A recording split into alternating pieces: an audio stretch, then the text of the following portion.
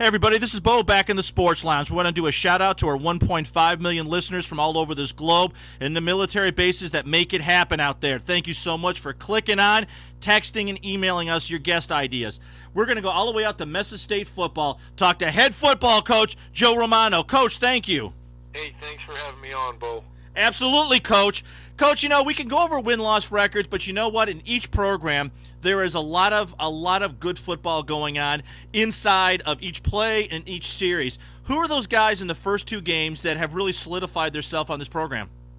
Well, I know we struggle a little bit, but we've really loaded up our early schedule. Just it makes us better down the road. We get ready for league play, but when I look at it, we've got a lot of youth guys that are getting some great experience as we go into league play, and I think, Bo, that's really what it's all about right now. And we're just trying to create good student athletes out there, and I've really am happy with the crew of young men that I have. They're excellent citizens and role models in this community. So we're going to get better each and every week, and we played two very good football teams. And, I know defensively we've got a chance to compete in our league. Offensively, got some young guys that are coming along each and every week. Coach, one of the hardest thing to gauge is when you're a college coach is the actual state of mind of the students. A lot of times, I'm sure that the hair's being pulled out trying to figure out what they were thinking on a play. You've been practicing the same stuff for, probably 6 months. Not as much as Rich Rodriguez at Michigan, but you've been training a lot to get these going.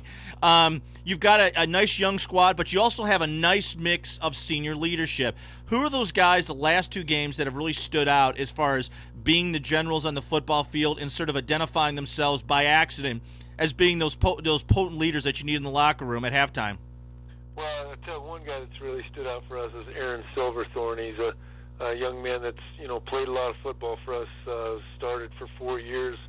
He's one of our team captains, but just a great leader and a great role model for our entire team. And he plays at the safety position. He was earlier. I had him playing at corner, but he's just a solid young man. He's out of Pomona High School, out of Denver. There, just he brings all the leadership quality you want. And not only is he a good leader, but a good student athlete as well. Absolutely, Coach. And that's the hard thing, too, is you're always balancing out the academics, and the students have to make sure that they're doing it in the classroom. You've got, academic All-Americans, and with the experience that you bring to the table for the program. With the upcoming game for yourself, what are points that you're drawing from the last two games that the kids are watching in game film, they're getting it, they're figuring it out as they go, but what are kind of the game notes for the upcoming game that you're going to pay attention to? Well, I think, Bo, whenever you're going into it, you got to get your personnel in the right spot. We're looking at all of those things. The chemistry you have to get right with the entire team.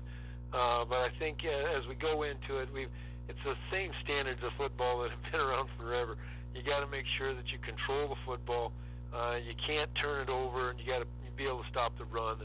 And those are the things that we really are really trying to emphasize, along with that turnover ratio has been big, and right now we haven't been on the top side of that. When we've had our great years here, we've always had a great turnover ratio as a team. So those are the things, just taking care of the football and making smart decisions on things. But you have some growing pains when you got a lot of youth guys. But I'll tell you what, you get some valuable experience each and every down that they get. So that's what we're kind of going in and building upon it. But now it's league time. We're getting into league play, so we got to really shore all of that up.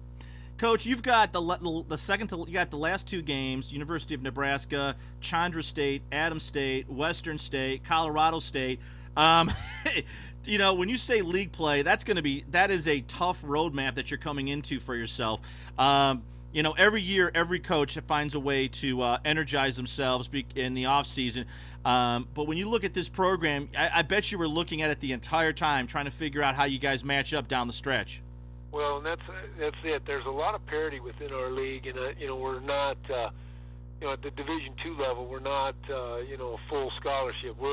Everybody's limited. You're on partials. Guys are, our top guy may be on a third of a scholarship through football. So it's a little different as you look at it. But so that's why I've always tried to schedule these tough teams early, because I think it can make you better when you get to your league play, because I know, like you said, with Kearney and Chadron, Adams, CSU, Pueblo, there's some very, very good football teams that we're going to face. So, we've got to get ourselves ready. And I tell you what, this business here, you've got to be lucky and you got to stay healthy down the stretch. We just don't have the depth that a lot of the Division I teams have, and even Division I teams struggle with depth. But I think each and every week you gotta have a little luck and stay healthy.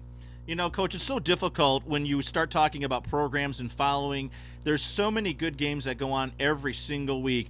As an average football coach out there across the nation, I'm trying to figure out how you all have time to even watch somebody else play football, because I know the high school level, they're studying game footage like every second they can to get the inline on their competition and try to figure out what they messed up in the previous game. I'm assuming college is worse. Well, it is, and I've done both. So I mean, I coached for 10 years at a local high school here. It is. It's your time frame, as all coaches. I mean, everybody puts in the time.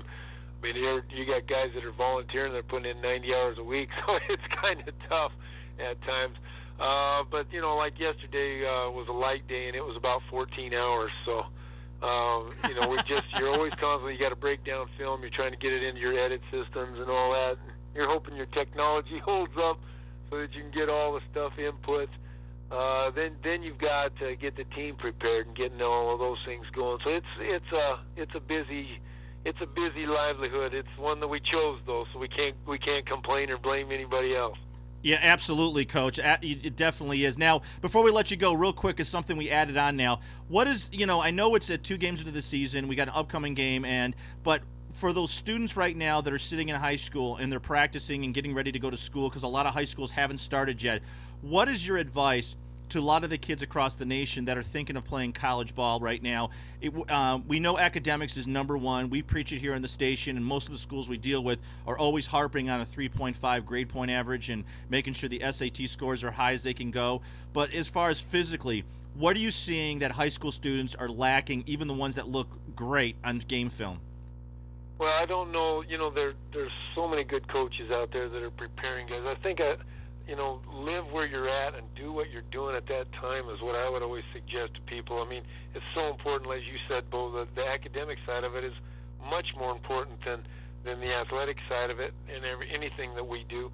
But it's so important for them to just enjoy and play where they're at and enjoy it and seize every moment that you get, because you're never guaranteed anything down the road. I mean, some guys will get the early signing and all those different things, but when it boils down to it's about playing the game and being able to do it, and how will it contribute to your success as a person and an individual later on in life when you have to employ and do those things.